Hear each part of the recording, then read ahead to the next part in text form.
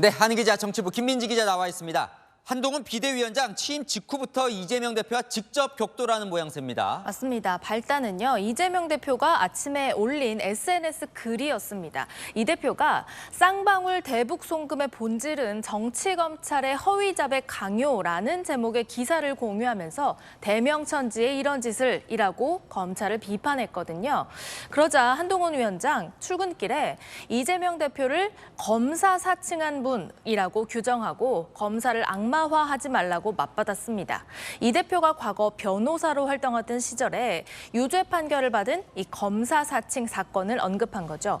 오늘 이 장면이 향후 서로를 대하는 주요 전략이라고 볼 수 있는데요. 이재명 대표는 검사 출신인 한 위원장을 겨냥해서 검찰은 정치적인 집단이라며 싸잡아 비판하고 있고요. 이에 한동훈 위원장은 검사 대 피의자 구도를 만들어서 역공에 나서는 것으로 풀이됩니다. 자, 한동훈 대 이재명 당장 발등에 불이 떨어진 건 이제 김건희 여사 특검법인데 이것도 붙었어요. 네, 이재명 대표는요, 김건희 특검법을 한 위원장의 가장 약한 고리로 판단하고 더 세게 밀어붙이는 모양새입니다.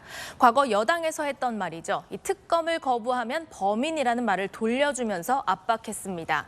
한동훈 위원장은 특검은 총선용 악법이라고 못 박았습니다. 이 두 사람이 본격적으로 붙는 모양새인데 네. 자, 두 사람이 서로를 어떻게 생각하고 있는지 좀 궁금한데요. 취재를 좀 해봤습니까? 네, 저희가 일단은 그래서 그동안 서로에게 했던 말들을 좀 찾아봤는데요. 서로에 대한 생각이 드러납니다. 오직 성남시장 이재명의 지역 토착 비리 범죄 혐의만 있을 뿐입니다.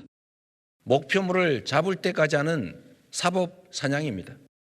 당대표가 일주일에 3번, 4번씩 중대 범죄로 형사 재판받는 초현실적인 민주당인데도 국정에 책임을 진 것은 야당이 아니라 여당입니다. 한동훈 위원장과 가까운 한 인사는 이 검사 출신인 한 위원장이 이 대표라는 인물을 규정할 때 이 대표의 지역 토착 비리 혐의를 투영해서 보는 것 같다고 전했습니다. 그러니까 범죄 피의자라는 거죠. 반면에 민주당의 한 지도부 인사는 이 대표는 한동훈 위원장을 미성숙한 사람으로 보고 있다고 하더라고요. 범죄 혐의자와 미성숙한 사람, 참 서로에 대한 평가가 박합니다. 네, 박하지만 또 서로 영향을 주기도 해요. 한동훈 위원장의 등판이 이재명 대표 거취에도 좀 영향을 주는 것 같아요. 맞습니다. 한동훈 위원장 어제 불출마 선언을 하면서 불체포 특권 포기도 강조했죠. 이재명 대표를 겨냥했다는 해석이 많습니다. 이 대표가 응답하지 않고 있는 두 가지라는 거죠. 자연스럽게 불똥이 이 대표에게 튀는 모양새인데요. 비명 이원욱 의원은 한 위원장의 불출마가 이 대표에게 던지는 메시지라고 압박했고요. 친명 정성호 의원도 한동훈 바람이 여당에서 일어나면 이 대표도 이 상응할 만한 결심을 해야 한다고 했습니다. 친명계에서도 이선 후퇴론이 나오면서 이 대표의 고심이 깊어질 수밖에 없는 대목입니다. 자, 한동훈 대 이재명 두 사람 앞으로도 계속 치열하게 맞붙겠죠? 네, 그럴 가능성이 일단 크지만요. 두 사람의 전략은 조금 달라 보입니다. 한 위원장은 이재명 대표가 내 상대다라면서 1대1 구도를 만들기 위해 더 몰아칠 것으로 보이는데요.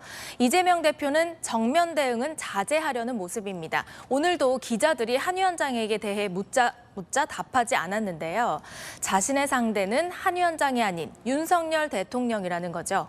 한 위원장과 1대1 구도가 되면 정권 심판론이 약해지고 과거 대 미래 구도가 될 수 있다는 우려도 있습니다. 자, 두 사람 곧 만나겠죠? 네, 맞습니다. 한 위원장이 취임 인사차, 곧 이 대표를 만나기 위한 일정을 조율 중인데요. 이르면 내일이라는 이야기도 나옵니다.